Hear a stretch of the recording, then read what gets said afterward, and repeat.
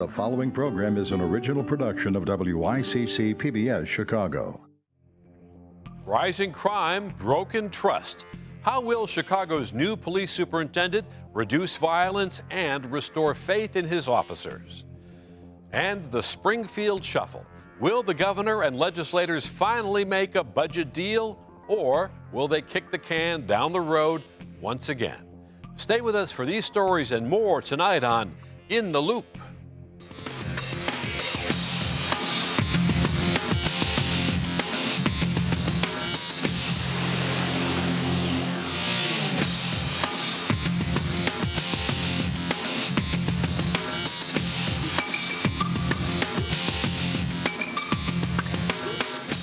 Good evening. I'm Chris Bury.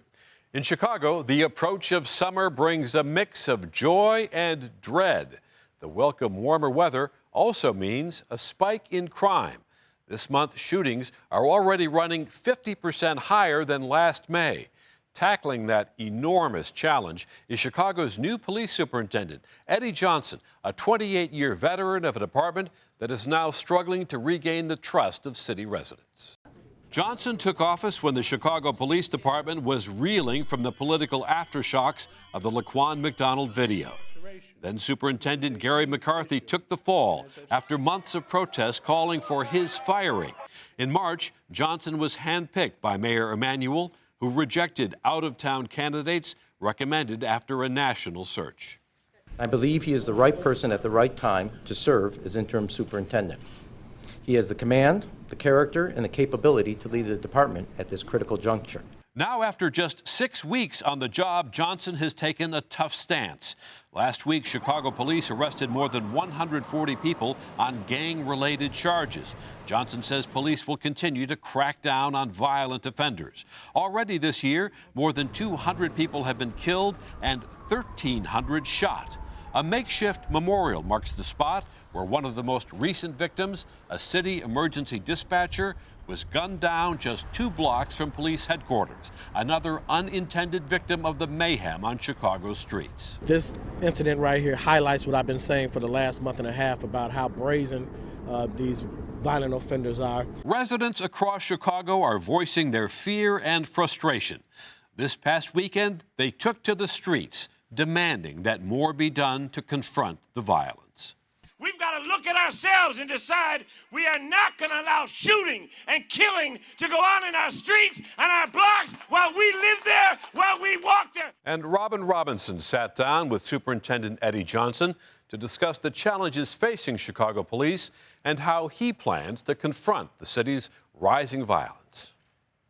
I'm here with the new Chicago Police Superintendent, Eddie Johnson. He's not that new anymore. He says a year's worth of work in the first couple of months. I should point out to everyone that I've been doing some work with you, trying to build some of the community relationships that you think are so important. In fact, you think it might be the most important thing. Yeah, I do. The community relationship with the police department is the #1 thing I think that will help us reduce this violence. You have said that you are going to have zero tolerance. The department is going to have zero tolerance for violence. What exactly does that mean?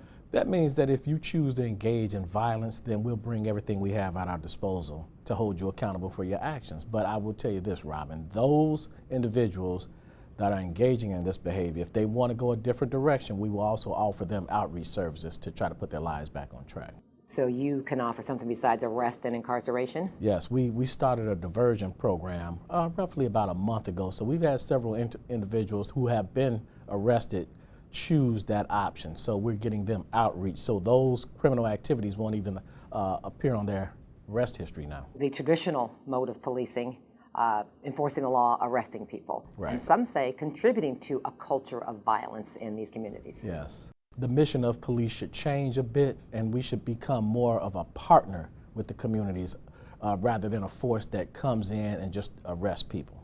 Certain police union rules seem to be in the way of swift justice when there is police misconduct suspected. Right. The contract is opening up. Are you pushing for major changes? I think that in order for discipline to be effective, it has to be efficient and handed down quickly. We need to be more flexible in terms of the protections that we have, because you don't want to unduly punish good people for making honest mistakes.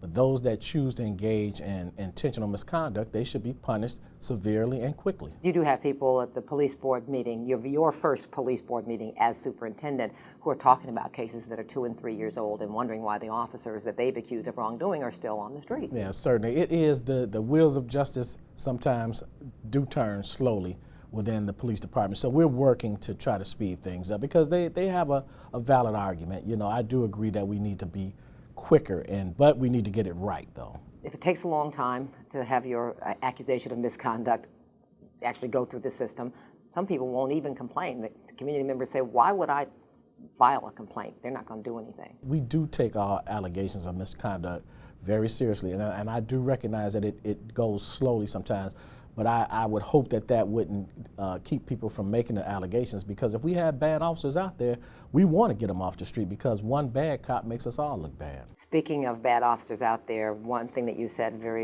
within a few days of becoming superintendent was that you felt 99% of Chicago police sworn personnel were good. Is that still something you stand by? Yeah, I believe the majority are, and don't get me wrong, I'm not naive. I know that we have bad cops out there. I mean, we're not a perfect agency, and I don't know what organization is perfect, but I'm just dealing with CPD. So I do recognize that we have bad cops out there, and my goal is to root them out and get them off the force, because our job is to be partners with the community. I have to try to rebuild the trust that the community has lost in us, because when I say to you, I believe that the police department is only as effective as the trust that the community has in it. I really believe that. But I'm sure every superintendent has said, I want to root out bad cops. They undermine what we're doing. What is it that you're going to do differently? I'll tell you this. Day one, I instructed the Internal Affairs Bureau to create a mechanism to, be able to identify problematic behavior a lot quicker than we had before. Because to be quite frank about it, our system was broken. So we're fixing that. B, I'm making it easier for police officers to report misconduct. Those officers that report misconduct, I'm creating a mechanism so that they won't be ostracized for reporting that misconduct. So we're moving forward with some things to make it better. How are you addressing the climate and culture really within the department? Well, those things are difficult, and it won't be easy to change them overnight, but you have to start somewhere. So one of the things that I implemented right after taking this seat was our new recruits are now engaging in what's called peace circles. So you have people from a different culture that go into the inner city neighborhoods, and I think the last one was at Marshall High School, where you have police officers that aren't accustomed to being in black neighborhoods interact with these black teenagers. And it solves two things. First of all, it gets those new police officers to see these teenagers in a different light, so that they do understand they're human and they're not all bad people. But conversely, it lets those teenagers see that these policemen are people too, because oftentimes they just see the uniform and that's how they, address us. But when they see the police officers as humans with the same frailties and faults that they have, then it makes it an easier transition. The dehumanization of both groups has been cited as a big part of the problem. Also, community members at town halls and community forums and at the police board meeting, everybody's complaining that the police in my neighborhood don't look like my neighborhood.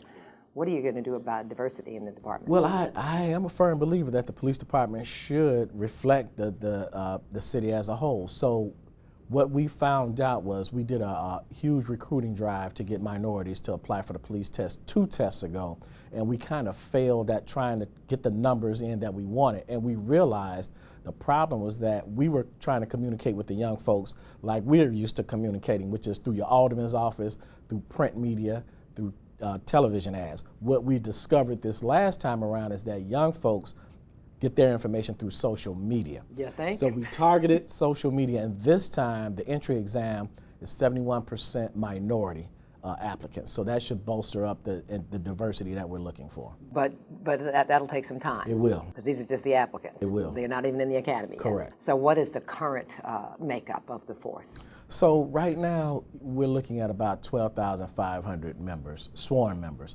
And out of that, I think we have like roughly 2,300 African Americans. So it's difficult to say I'm going to put all those African Americans in African American communities, because number one, they have contractual rights, so they can bid out of different districts if they choose to.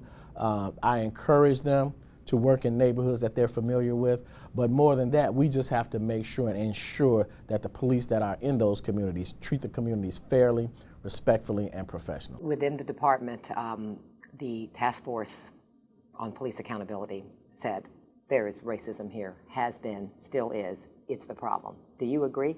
Yeah, I mean, I'm not naive, Robin. I know we have racism in America, we have racism in Chicago, so it only follows that there would be racism within the CPD. And what I would say to those individuals is you need to check your racism at the door when you leave every day. Is it going to be that simple? No. But officers have to know, and like I said before, the majority of officers are trying to do the right thing. But those that want to be racist and engage in inappropriate behavior, we have zero tolerance for them. And once it's identified, then we'll handle it accordingly. Naming it, has that made a difference? I think so. I think before you can fix something, you have to acknowledge that that problem exists. And I think for years, I don't know of CPD ever acknowledging that we had a racial issue within the department, but we do. I mean, and it's not something that we should hide from. We should embrace the fact that we know it's there and try to do something about it. Would you say that you're looking for tweaks or radical change? No, I'm looking for a radical change because I just believe that if I can make CPD better, then I make the city of Chicago better. What's the climate in the department right now? Is morale low? The rank and file is in a good place in terms of morale. We started off a little shaky at the beginning of the year, but there was a lot of contributing factors to that. So I think it's stabilized now, and I think that they recognize that I do have their best interests at heart. It could be argued that you got this job because there was no way to fire the mayor. That people were demanding that that there be major changes, and so McCarthy was out. You are in. You did not want this job. Now that you're in it, are we going to really see something that we haven't seen before? We are. And let me clarify it a little bit. It wasn't that I didn't want the job. I had intended on maybe applying for it later on down the line. But to be quite honest, two things happened for me. John Escalante, who was the first deputy, took over as interim superintendent, and he and I have come along through our careers, so out of respect for him, I didn't apply for it. But at the same time, in my 28 years on the job, I never applied for a position. I just went where they told me to go. But now that I'm here, my goal is to be the best superintendent I possibly can and to change CPD moving forward, because we're at a critical time in history right now. This time, right now, we have an opportunity to change how things are. So I'm embracing that. The Department of Justice review that's going on right now, I say bring it on, because I think it's good for an agency to have an outside set of eyes looking at it to ensure that we do things correctly. So your goal is to change. Do you have complete power to do that? Yes, I think, the mayor and I had conversations before I accepted the job. And I think that he realizes I'm a cop. That's what I know how to do. I don't know how to do the politics. I'm not a lawyer, so I know how to be a cop. And to this point, he's been very supportive. And at the end of the day, he's as passionate about reducing this violence in Chicago as I am. But up to this point, he's let me run the Chicago Police Department. And I think, but I will say this, if he has a suggestion or a recommendation, I'm willing to listen, because you never know where you're going to get that nugget from that can change the course of how you do things. One of the things that has changed is the release of these videos, whereas in the past it's taken months and months of fighting in court with the city saying, no, we're not going to release them. Are you of the opinion that we should just see them all now? The public is asking for it, and to be quite honest, I don't know that it would really adversely affect a lot of cases. So I would say, put it out there, let them see. And that's why I embrace the body cameras, because the body cameras will give us the ability to tell our side of the story also. So, yeah, I don't see an issue with letting the public see these videos. But when we see them, there's an emotional reaction, and it's very negative in terms of police. And the word on the street right now is that police are aware of that and are kind of pulling back, and that those who would cause trouble or commit crimes feel like they got a free pass right now. Well, I would dispute that. In the beginning of the year, we did see some reluctance on the part of police officers, but they were confused about a lot of different changes. Now it's stabilized, and to be quite honest, our gun arrests are more than we had at this time last year. So that shows you that the officers are actively engaging the people that they should be engaging. Part of the problem before was that I think we contacted people that really didn't need to be contacted. So as long as we stick with stopping the right people at the right times for the right reasons, we'll be fine. So not profiling. Correct. Basically. Shootings up 50% already over last year. Are we in for a really terrible Chicago summer? Well, I'm concerned about the summer. I'm concerned because any level of violence is unacceptable. That's the downside. The upside is this. We got off to a really bad start at the beginning of the year, and now we've seen those numbers steadily declining. So that's progress. It's not success, but it's still of a concern to me, yes. Is what we're seeing in terms of violence in communities really a law enforcement problem?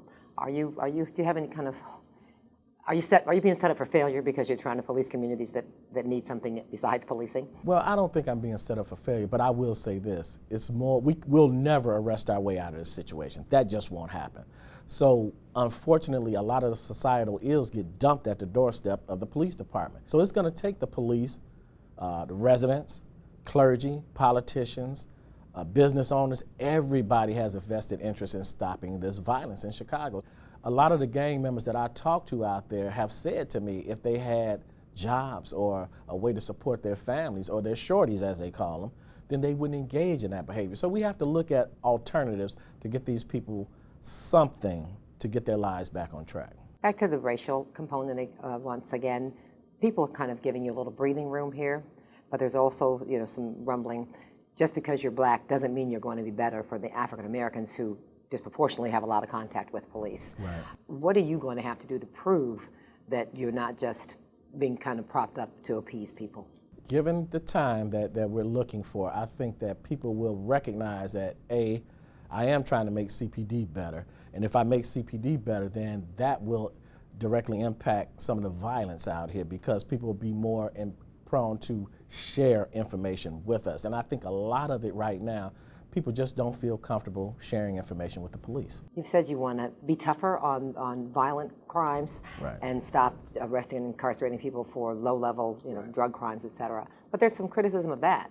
If you're tougher on violent crimes, that's still probably going to result in the incarceration of a lot of young black men. We have roughly 1,300 to 1,400 individuals in the city of Chicago right now that are driving most of our violent crimes. So that's 70 to 75% of the people are repeat gun offenders. Those individuals need to be held accountable for what they do. So I'm reaching out to our judicial and legislators to help me hold them accountable. But isn't that the same cycle? Even if you arrest all 1,300 of them and put them away for 20 years, the places where they came from will just grow 1,300 more, won't they? Well, that's where the outreach comes in, and the communities can take back those different blocks and neighborhoods. The mayor and I talk about all the time, if we create a vacuum in that particular neighborhood, we have to put something in there so that the gang members don't come back and take that over. So those are things moving forward that we all have to be a part of. Sounds like you have a big job ahead of you. Yeah. Good luck. Thank you so much. Thank you. We Thank you appreciate for it. having me. Chris, back to you in the studio. Thank you, Robin. Joining us now to talk more about the challenges facing Superintendent Johnson and other topics are Daryl Denard, host of Chicago Speaks on V103 FM, Sam Charles, crime reporter for the Chicago Sun-Times, and Bishop Charles Mickens, senior pastor for Lights of Zion Ministries, and welcome, everyone. So, Daryl, we just heard the superintendent promising to make radical change in the Chicago Police Department. Is he the one to pull off radical change after spending nearly 3 decades there? It's almost impossible for radical change, only because the mechanisms that are in place don't allow radical change. The findings of the Police Accountability Task Force, which were handed down about a month ago, said that there are 3 major issues or 3 major areas that truly need addressing. One is systemic racism within the department itself. The other, the sentencing laws with regard to people that commit crimes. And the third aspect that truly needed to be addressed is the contract with the FOP in terms of the Fraternal Order of Police. That contract is coming up for negotiation, I guess, within a year, and that's really where the police have the opportunity to change things, but they're going to be unwilling to do so. And I asked the superintendent himself just last week, what could he do about the contract? And he said his hands are kind of tied. So in terms of radical change, the true radical change is going to happen at an organic level where everybody in the community wants to buy in to support whatever mechanisms we need to create better communities. Sam, at one point, Superintendent Johnson had said that he never saw misconduct in his career. Now, in this interview, he's saying that he realizes that there are bad cops and he's not naive and he wants to root them out. Is he able to do it, or is Daryl right? Does the police union contract make that very difficult? Well, the union contract, I mean, certainly raises a lot of problems because it's pretty ironclad until the negotiations come up if again. I'm not mistaken, one of the areas there where if you make a statement with regard to the commission of a potential crime, you have the ability under the contract, and I may be wrong here, to literally change your initial statement that you made to the people that are investigating you. But as far as changing the culture goes, like Robin addressed it in the piece we just saw, it's like there's kind of a dehumanization aspect on both sides, both police and the communities themselves. And I think there's a lot of misunderstanding as a result of that. So in terms of breaking down these kind of facades on both sides, that's kind of the first step to changing that culture, or one of the steps, maybe not the first one, but one of them. So it would, like I said, those kind of aspects are really what needs to be going on. Bishop, you've covered this and been involved in this issue for many, many years. From your vantage point in the neighborhood, in the community, does it sound like Superintendent Johnson is trying to take the right steps? I believe that he's trying to take the right steps, and it's going to take a little bit more than that. We've got to be there to support him, as well as the community itself get involved. I mean, we've got to have the community involved. It's going to be almost impossible if we can identify putting the right policemen in the right areas. There still have to be people that's got to be able to speak up for the issues that take place in the community, because all the perpetrators that are out there, they know when to come out.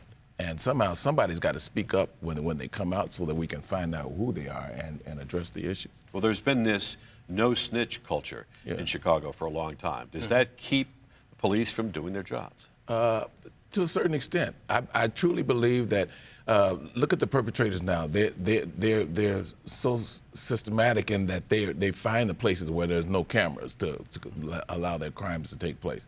And so there's got to be people that are there in the community that are willing to speak up and take back control. There's been a bit of a crackdown lately, Daryl. We saw more than 100 arrests of gang-related Almost 120, if I'm not criminals mistaken. about a week ago. Do you see a get tough stance coming from Johnson? I think that, there's always been a get tough stance with regard to those that commit crime. The problem is that when that person is then taken over to the correctional facility as they await trial or await being at least charged with the crime, then many cases they're right back out on the street. Mm-hmm. So I could be arrested even for gun possession, and literally have been arrested for gun possession 3 or 4 times before, and then 2 to 3 weeks later, I'm back out on the street. Mm-hmm. So you can arrest all you want to, but if the judges aren't able to say, if you are arrested for a gun violation, which many people feel is a serious offense, then you're going to do 3 to 4 years, like they do in many states, New York State being one. Well, Sam, that's really an interesting point, because Superintendent Johnson is singing the same tune that Superintendent McCarthy sang before him, that these gun violators don't stay in jail long enough, and that the Illinois laws, frankly, are too lame. No, that's definitely the company line, as we've come to know in the last few years. So I guess I just said started with Superintendent McCarthy. And I mean, a lot of the actions that we've seen Superintendent Johnson take so far, to me, seem to be a lot of perpetuating optics. Like, he wants to show that they arrested nearly 140 gang members over a sweep. And a few weeks ago, they had the same thing, one in Uptown and one in West Garfield Park. Mm-hmm. But at the same time, he's announcing these arrests. 2 people are shot, one fatally, a city worker outside of Starbucks, a block and a half from police headquarters. I mean, these issues are still so deeply rooted that, a great press conference here and there, that's great for the evening news, but they don't really address the deep-rooted issues that are driving these things. One of the things, Bishop, that Robin addressed there was having the police department look like the community, and now we're hearing that 70% of the applicants for the new police exam are African American.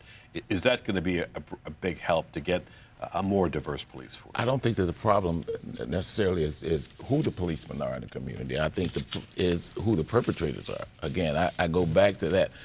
They're finding these hiding places, and they're coming out. I had the violence hit right at our church doorstep when Terrell Bosley was shot and killed in my parking lot several years ago. And a member of your church, if I'm not yes, mistaken. exactly. He was a musician, a bass guitar player at our church. Mm-hmm. And so that allowed me as a pastor, I had to come outside of the walls of the church to go into the community to try to address some of these issues and let some of the perpetrators that are in the community know that there is a different way of life than rather just taking people's lives.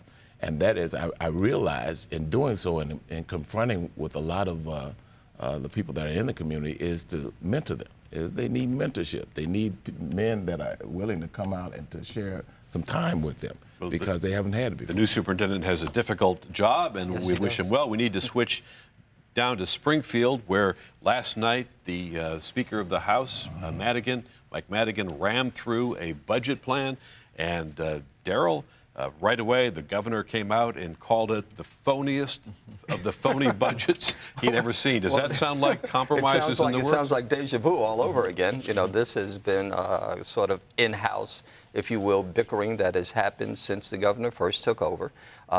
We look at the fact that it's been almost a year now that we've been operating without a state budget.